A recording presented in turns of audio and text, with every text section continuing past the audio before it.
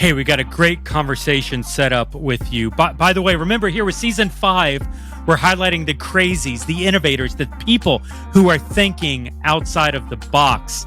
And it's a pleasure for me in this conversation to connect you, to introduce you, to welcome back a good friend of mine, a great friend of mine, who honestly, I just met for the first time a couple weeks ago. Tom Pounder is a digital pastor, student pastor, a pastor extraordinaire at a New Life church in the Washington, D.C. area. And one of Exponential's regional conferences, the one in Washington, D.C., obviously, was held at New Life Church. And even though I have known Tom Pounder and consider him among my friends for the past years, I think the first time I probably met him was 2017, maybe 2018. I've known the guy for a while. We have developed a great relationship together, and it's all been digital. And so we even joke about and talk about it here in the show, but it's important to notice that there was a friendship that was developed in digital space that went for at least 3 years before we were actually able to connect together at the physical level. And it is awesome for me to bring in Tom Pounder into a conversation where we're highlighting people who are thinking outside the box, people who are innovators in this digital church space, if only to start to talk about what Tom is thinking in context of a digital missionary. Now, what does a digital missionary mean? What does that look like?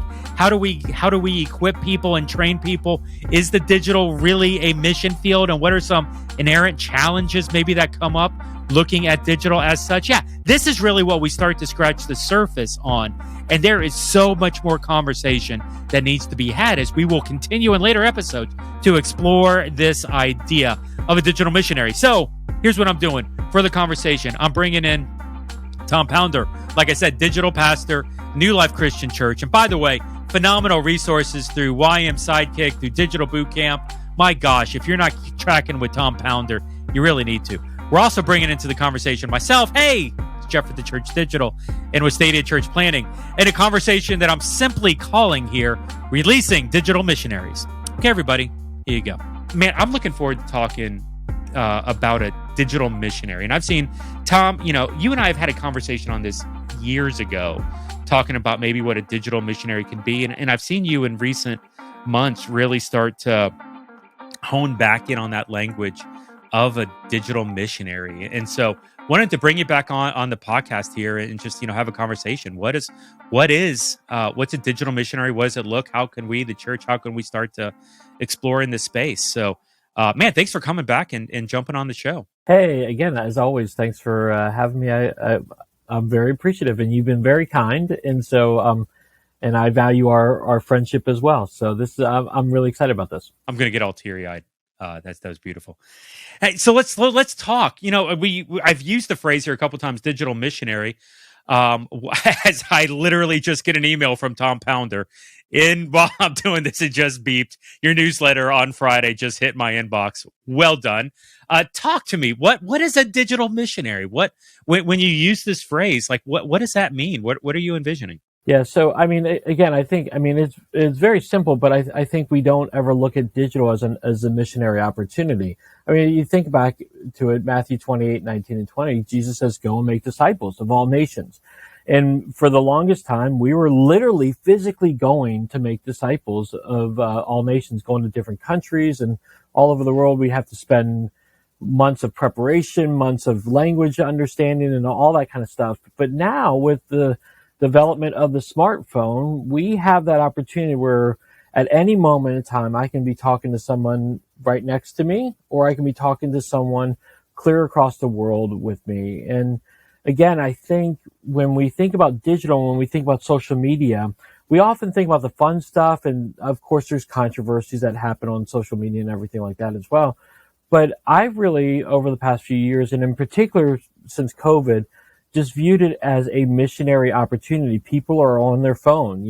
I used to work with Young Life, and Jim Rayburn, the founder of Young Life, had this phrase, go where they are. You want to meet teenagers, well, go where they are. And so my philosophy is I want to meet people, and I want to meet people online and tell them about Jesus. So I go on my phone and I get on Twitter. I love Twitter, and I'm on Twitter all the time.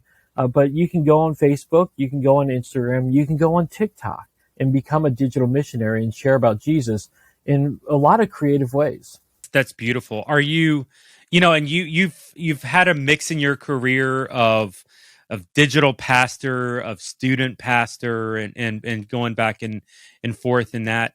Do you have examples? Have you seen where people stories maybe where people are buying into this digital missionary idea? Stories of people responding to what I'm doing or people who are being trained up to do it. Maybe both. Either or. Well, I know, again, you know him very well, and I just know him a little bit, but Tyler Sanson is really honed in on this digital missionary stuff, and really using it as opportunities to use his music ability, his singing ability to share about Jesus. But he's training people all the time and reaching people all over the world. For me, yeah, I've had different interactions so when I go on social media in particular, when I go on Twitter, I'm looking to do two things. One, I'm looking to encourage fellow ministers. So I want to encourage them and I create content to encourage them. But then I want to encourage other people. And I do that by sharing my life. I firmly believe, again, the church can be on social media, but my ability to reach people is far greater than my church's ability to reach people on social media. People respond to people more than they respond to brands or churches. They want to see it really happen in real life. And my story is different. I grew up in Northern Virginia, a great family, and pursued ministry my life, but I'm also divorced. And there's a lot of hurt that goes along with that. And I'm trying to raise my 4 kids. I'm co-parenting, but there's a lot of aloneness that comes with that.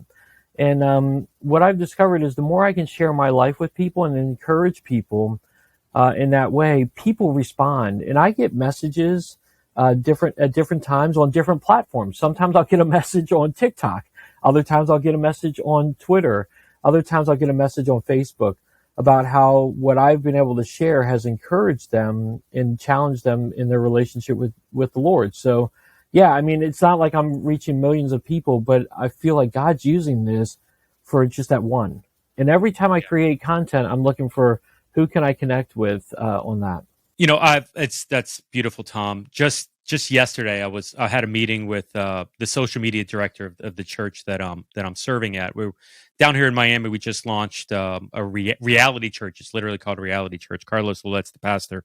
But I was meeting with their volunteer social media director, and I told her, I was like, this may hurt. This may be hard to hear, but the institutional voice has never meant less than it does right now. And it's actually decreasing. It's not increasing.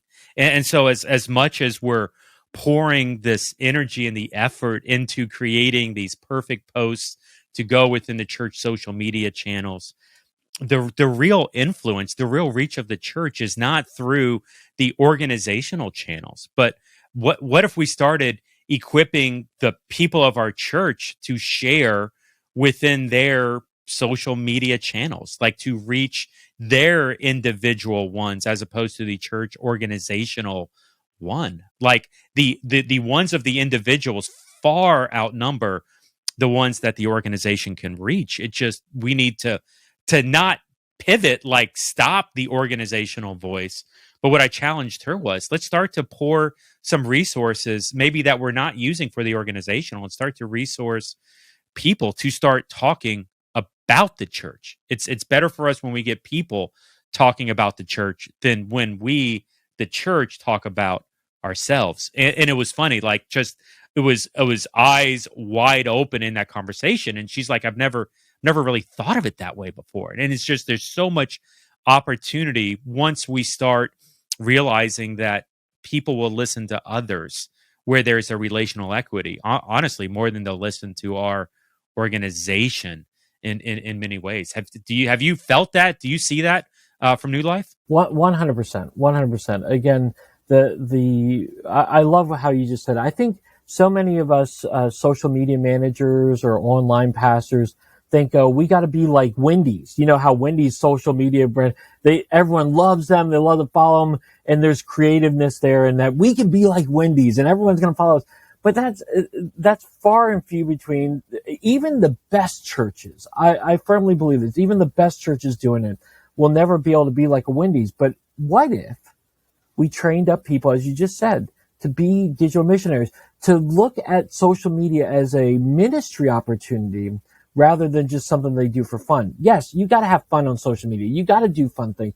But that's TikTok, man. TikTok is all about fun, and you can use that to reach other people. If we train them to think about it, like one of the things, because I do a small little digital missionary class with some people from time to time at our church, and the first thing I say to them is, whenever you go on social media, spend some time just praying to God and asking Him to open your eyes to see the ministry opportunities that you can have. And again, maybe it's just simply sharing your live stream on that Sunday morning, or maybe it's commenting on someone who's hurting that day. If God's giving you the eyes and God's giving you the vision, guys, you're going to be able to reach so many people. As you just said, the church's reach, especially on Facebook, that algorithm is so terrible, and the church's reach on Facebook is so terrible these days. But my reach is greater because Facebook values relationships, and you can use your relational equity, like you said, to reach people for Jesus in a really powerful way. It's funny you said the word TikTok. For me, the number one question I get right now, okay, maybe the top three questions. 2020, the number one question I got, I don't know about you, Tom, but the number one question was, what do we do with the kids? How do we do kids ministry and student ministry? Easily the top three questions that I'm getting in 2021. How does my church take advantage of TikTok? What are we doing on TikTok? And you know what's funny is I personally don't have a solid answer for that. I mean, other than get your pastor dancing on TikTok, and nobody seems to want to take advantage of that. But it's within our churches, we have people that understand TikTok far better than me. 44-year-old bald guy with a goatee understands TikTok. And rather than the church owning the strategy of TikTok, maybe we should instead release the concept, release that responsibility to someone that we've discipled who understands the community of TikTok. If you're wanting to here in Miami, obviously there's a lot of multicultural around, and so as a church, it's not our responsibility in the physical space to understand how to reach every nationality of person that lives in Miami. But if we're wanting to reach into Hispanic, or we're wanting to reach a Haitian or Central American or Cuban, it's, hey, let's talk with people who really understand that nationality, who understand how these people think. And now maybe even ask them to be part of our church in reaching those people, that neighborhood. And even in a digital space, there are people that understand TikTok far better than bald, goateed Jeff Reed is going to. And so how can we disciple them to a place where we trust them spiritually, and then release them to go reach people, to be that digital missionary in TikTok, or to champion the idea of us heading into TikTok to reach people for Christ? Yeah, see, I think the misconception about social media in the church is that everything you do has to be spiritual. And the reality is, no, everything you post doesn't have to be spiritual. You have to embrace your church's culture. You have to embrace your church's identity, and include that a part of TikTok or whatever strategy you're going to be doing. You know this. I mean, there are people who are making lots of money off of TikTok right now because they're posting stupid things, but they're building a follower. And here's the deal. If you use your TikTok and post some funny videos, that may not lead them closer to Jesus, but I'll tell you what it will do. When that person's hurting and that person's looking for a church, they may remember your account and say, you know what, that church seems pretty fun. That I related to that person who shared that simple little story, or I related to that person who did that stupid little dance. I'm going to check out their church, and they might check out your church online, and that lead them down the part. Again, just TikTok is fun. Embrace the funness of it. But I also know that TikTok can be inspirational. And so we post some encouraging stuff, like some clips that we talk that really challenges people's thinking. And again, we try to keep them short because I think TikTok is best as a short form. I know they've expanded to 3 minutes and whatnot, and there's actually even talk of them expanding even more. And I'm like, TikTok is best when it's a minute. And if you can keep it to that minute and really make them laugh, make them smile, or feel better about themselves, then I think that you're doing an effective thing. What you're doing is you're highlighting that's actually one of the biggest differences between physical ministry and digital ministry. Physical ministry, it's all about the it's it's you want it quicker. It's let's get there. Let's present the salvation in every message, the plan of salvation. It's more centered around the spiritual aspects within the weekend service, and things like that.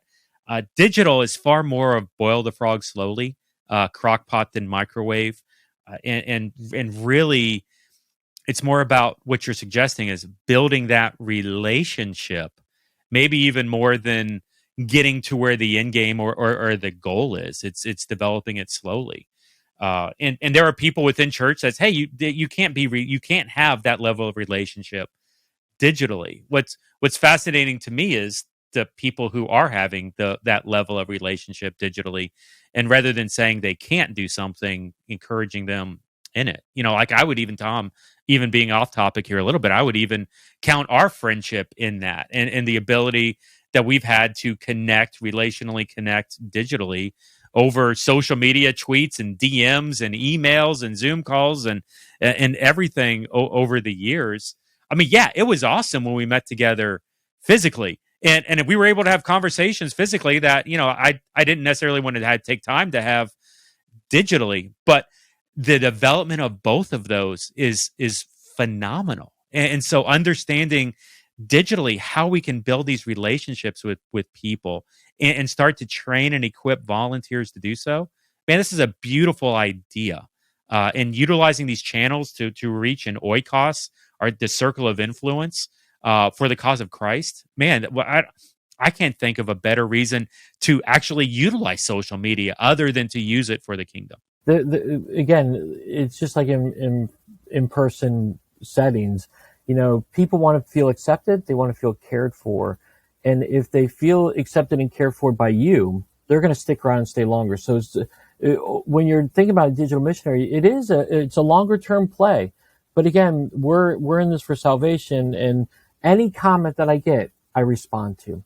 Any person that is going through a hard time, like, again, because I'm on TikTok and because my algorithm is interested, I come across a lot of divorced people. I comment on every single one of those divorce TikToks and try to begin the relationship, or try to begin a friendship, and encouraging them. And that's part of what a digital missionary does. A digital missionary looks for opportunities to comment and share the positiveness of Jesus. Because again, we know this. There's so many misconceptions about who believers really are, and people just make up things. It's my job as a digital missionary to share the love of Jesus, of who Jesus really is, to people. And I do it in what I post as content, but how I interact with people as well. Let me ask just a clarifying question here. And I didn't see us focusing on TikTok, but hey, why not? When you're interfacing on TikTok, are you interfacing on a New Life channel? Or are you interfacing on a Tom Pounder channel? I'm interfacing as a Tom Pounder. So you're doing ministry in this as a digital pastor. You're utilizing your personal channels as opposed to an organizational church channel. Why? Drill into that for me. Yeah, we do have an a church channel, and I post and interact with people as they share. But when I'm interacting with people, I'm highly looking to interact with people from a personal person, because again, people respond better to people than they will respond to a church. If I comment, now I can do a little of this, and but I've chosen to just interact as a person, because I feel like I have a greater chance of meeting them where they are as Tom Pounder. And they can look at my bio, and they can, discover all that stuff about who I am. They can look at my videos and know that I'm posting highly encouraging stuff. But the reality is, I feel like I have a greater chance of impact if it's just Tom Pounder.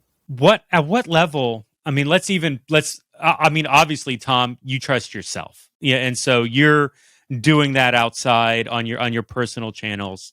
I've had conversations with other digital pastors that are actually, I don't agree with this personally, but they're a little skeptical towards allowing individuals to utilize their own channels as opposed to utilizing the organizational. They don't trust people. They're afraid of inappropriate circumstances or things happening. Um, how do you how would you get past that through from a new life perspective from your church? How do you trust the people? How do you train the people, equip them? What is that relationship? Because we want to get this beyond just digital pastor utilizing his own channels and starting to empower others. Maybe what are some of the steps, the check points that you put in just to make sure or could make sure that things are legit? Yeah. So when we talk about releasing digital missionaries, and the first thing that really they do is they go through an opportunity to go through a 4-week training with me. And I kind of go through the basics of what is a digital missionary and what are we looking for. And then I walk them through like, well, how can you be a digital missionary? Because I think a lot of people think that a digital missionary has to be a 20, 30 something year old person or 40 something old person. The very first class that I did of digital missionaries, they were all over 40, but they were looking to figure out how they could use their platform to encourage people with Jesus. And again, part of the cool thing about going through this class that I had with them is I taught them all the basics of Facebook, Twitter, YouTube. At that time, I didn't talk about TikTok, but the next one we're going to talk about TikTok, and so I go through a process with them, and then I kind of weed out some of the people that may not be quite ready to do this. But the other thing I do is I do a lot of online Bible studies, and the people that really comment and are really engaged and active on those online Bible studies, I actually ask them personally to consider taking the steps of the path forward to being a digital missionary, because I'm seeing their spiritual development, their growth a little bit. And so I'll ask them to run with me. And then I'll stick them actually in a group. And this is through WhatsApp. I'll stick them in a WhatsApp group and just try to test it out a little bit without ever officially being a digital missionary. I test it out with them, and then we go through the training as they make it through there. So it's a little bit of a few-step process. It's not refined by any way, stretch of the imagination. I know there's probably other churches that are doing it better than I am, but that's the process I'd go through. And I've seen you doing this recently, those online Bible studies through Twitter Spaces. How's that going? Okay, so the first one was great. It was very good. The second one, it was not good. And so we had, but that's one of the things that I've really enjoyed about this is I'm really experimenting to see what works. And again, I know this is being recorded and people are going to hear about it, but because it did not go well yesterday, I actually posted a thing on my Digital Bootcamp Facebook group to say, when's the best time to do an online Bible study? Because I'm trying to get an idea of when is the best time. See, I took now you're going to get into the weeds a little bit, but I selected 6 p.m. on a Thursday because I saw some people doing Twitter Spaces at 5 and 6 p.m. And I'm like, okay, that's probably an ideal time. They're getting a good audience, but I'm going to run with it. But what I discovered after yesterday, I said, you know what? 6 o'clock is not a good time because the people I'm trying to reach are making dinners for their families right now, or they're doing family time. I need to go later. I need to do these later and to try to attract an audience that way, because that's my target audience. They're going to be on later when their kids are asleep and they've got a little bit of free time. Yeah, all the studies that I've done, I tend to be like 8 or 9 at night. And so I just lean more that way. So thanks for telling me, man. I mean, yeah. Sorry, my fault. I didn't know.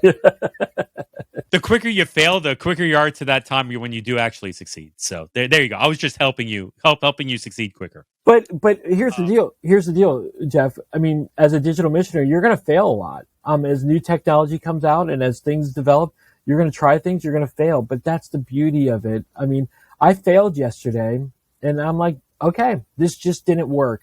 I'm gonna make the adjustments, and for next week, we'll do something different. Yeah, and that's beautiful. And within your churches, that may be hard to get to that place. So I'll just speak from my own ministry life. A lot of times, for me, failure was abandon ship and let's never go there again. Very rarely did I get the failure to iterate, failure to learn lessons and re-implement. And that's something that we've done several podcasts with Jay Cranda talking about, because Jay's culture out at Saddleback has been completely different, where I think they're currently on their fifth implementation of a micro church strategy. And it's not even that all of them have failed. The first couple were very successful. They just weren't scalable. And so they just, when they get to a point, they realize, hey, this isn't working. Let's try it again. Hey, this worked, but it has this weakness. Let's try it again. Okay, this was a complete failure. Let's try it again. And it's understanding, listen, in the year 2021, anybody who says they have a playbook for church ministry, I don't know what they're talking about. COVID trashed everything. Nobody knows what they're doing. I've done meetups with digital pastors, with dozen plus digital pastors, and half of them are openly saying, "Hey, I don't actually know what I'm doing here. Like it's completely random." And everybody's got their strengths and weaknesses. And what's fascinating is what one church is really good at, another church is horrible at, which is one of the reasons why we do this podcast, to be able to highlight successes, to be able to highlight new learnings in this area, to help churches understand how to take some next steps. And this idea of digital missionary and empowering and releasing people, this is just golden. I want to drill in a little more into the weeds here, Tom. You were so, and I didn't realize this, and we talked about Tyler. Tyler, we're going to have on at some point here in a couple months. He's ramping up his trainings right now towards digital missionary, and excited to kind of see what he's doing and thinking. I didn't realize you were actually doing like a 4-week course on that. It sounds like, a couple times here. Talk to me, like, do you know, this is in the weeds, and I apologize for putting you on the spot. What's like the syllabus of the 4 weeks? What are you covering over those 4 weeks? What is that development process for training somebody to be a digital missionary? What does it actually do? Well, so like the first week is something where we just talk about the value of missionary work, why we should go, what's the point of us going and being there. And then I kind of tease a little bit. I try to keep these to like an hour long time, because I know time is very valuable. But we dig into scripture a little bit about Jesus calling us to go and reach other people, and how technology has changed and evolved over the years. And how now we have this opportunity. And I kind of glance over some social media stuff. And then week 2, I dig into social media and what is social media. What's the pros and cons of all the major platforms? Of course, I spend the most time on Twitter because it's the best pro right there. I mean, just kidding. But I spend time on all the major ones. I talk about Facebook, Instagram, Twitter. I talk about YouTube. And again, like I said, I'll incorporate TikTok in the next one that I do. And then week 3, we get into ministry opportunities. And I talk about what are the different ways that you can be a digital missionary. And we work towards the different things that you can tell about stories and posting images, posting live streams. Again, as you know, Jeff, there's like some real basic stuff that you can do that everyone can do really easy starting today. And then you dig down a little bit deeper. And what ultimately we get to do is I want them to be able to share their story, their testimony. And so the assignment on week 3 is, what's your story?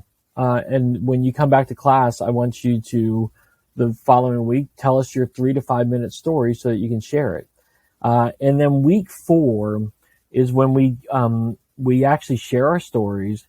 The homework assignment then is to go and share it in some form online.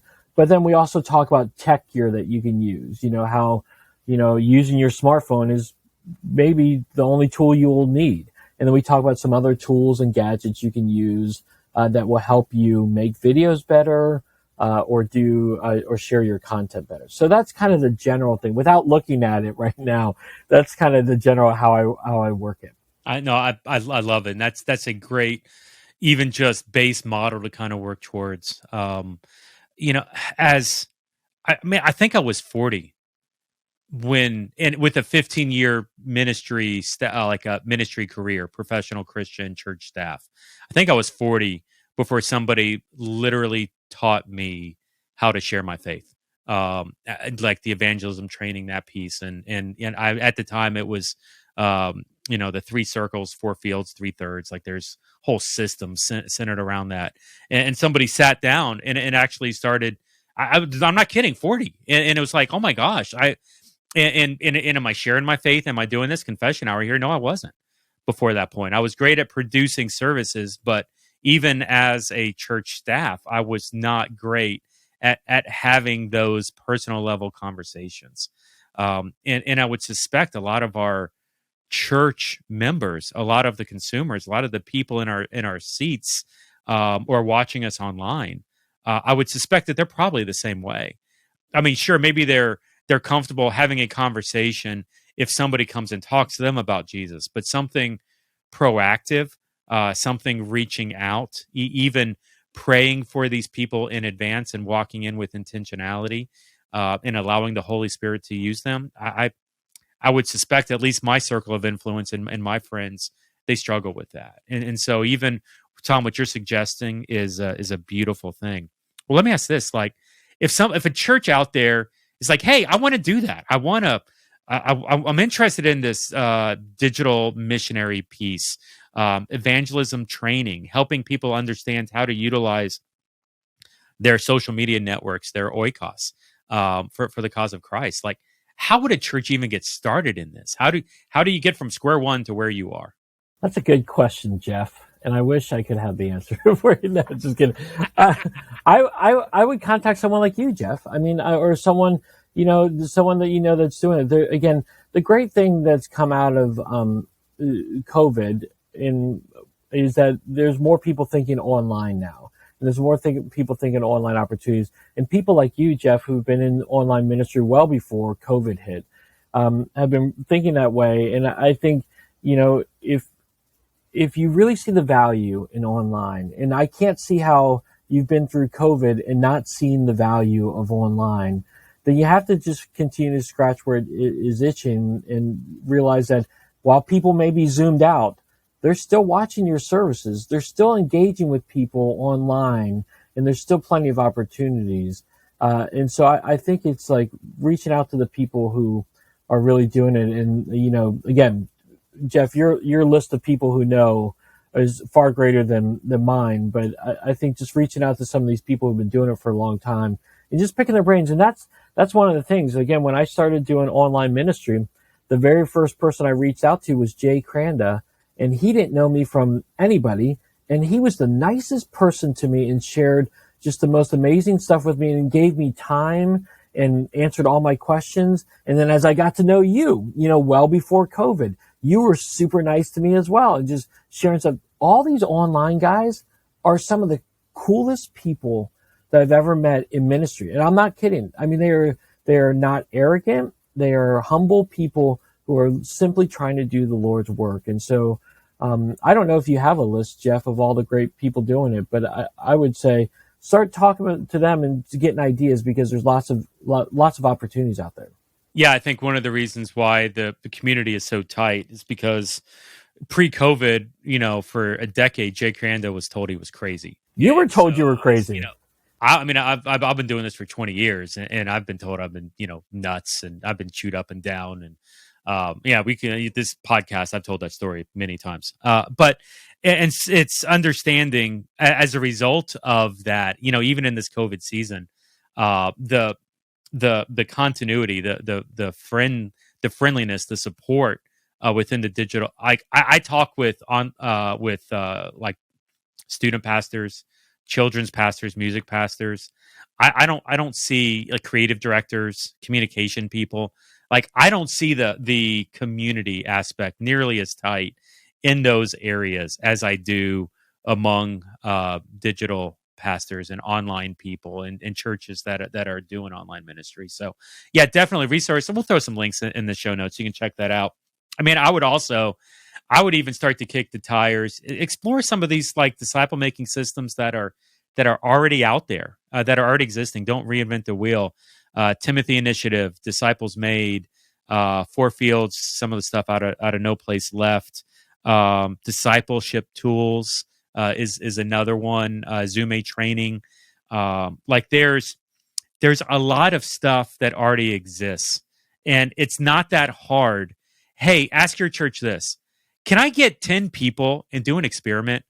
I want to go through this 10-week discipleship system and see if we can't, at the end of this, get people excited about talking about Jesus on social media. And if you get success with the 10 people, that's awesome. If you don't get success, maybe try another material. I mean, another system, another process. Make adjustments. Try to figure out where the breakdown was. Ask where the breakdown was, and try again. I mean, it doesn't. Stuff like this doesn't cost anything, and it doesn't hurt anything to try to experiment. And the payoff can be incredible. Can be like church changing. Well, I would agree. There's so many resources out there, and I think in a large part too. When I told my church that I was going to do a digital missionary group, they were like ecstatic. They never even thought of that before. But if you have someone thinking that way, then they're gonna let you run with it. And like you said, there's so many different tools out there. You're not recreating you're not recreating the wheel. You're simply just tailoring it to the digital and online world. Love it, love it, love it. Hey, this has been Matt, Tom. This has been a great time. It's always great hanging out with you. As we're landing the plane, man, any closing thoughts here? No, I think there's lots of opportunities out there, and the more digital missionaries we can get out there, sharing hope and love of Jesus, not creating arguments or division, but just sharing the truth of Jesus out there, the better our social media interactions are going to be. And Lord knows we need to reclaim social media for the kingdom, maybe a little bit here or there as well. So, hey, Tom, thanks for jumping on the podcast. If we'll include links in the show notes for all of Tom's stuff. But Tom, thanks for jumping on. Glad to have you here. And for everybody else listening, thanks for joining in with the Church Digital podcast. Thanks for jumping on the show. We'll see you next time here at the pod. You have a good day.